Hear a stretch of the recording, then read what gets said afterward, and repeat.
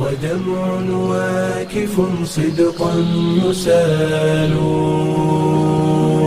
ننادي حين تختنق الحنايا، أرحنا بالصلاة أيا بلال، ننادي حين تختنق الحنايا، أرحنا بالصلاة أيا بلال،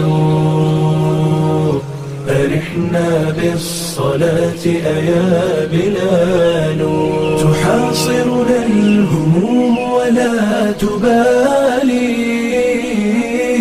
هموم مستطيرات ثقال. بسم الله الرحمن الرحيم.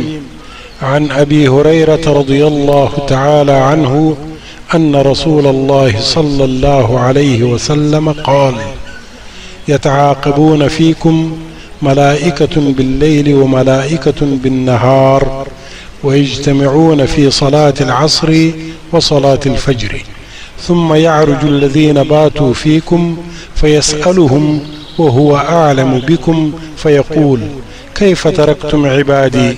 فيقولون: تركناهم وهم يصلون وآتيناهم وهم يصلون. رواه البخاري ومسلم.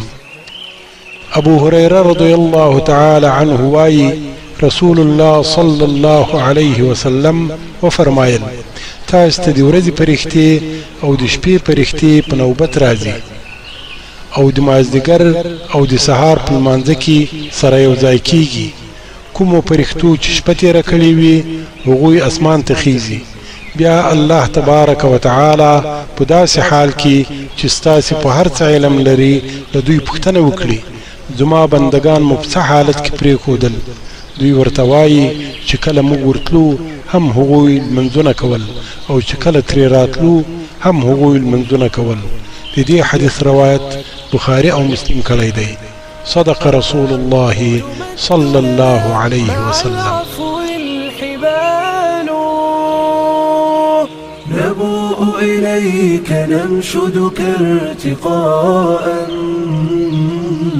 وإلا حاق بالنفس سفال، فيخرج ما بنا من سوء كرب، وتنزاح المواجع والكلال، ونتلو من كتاب الله وردا، لتذهب بالهوى 7 طوال،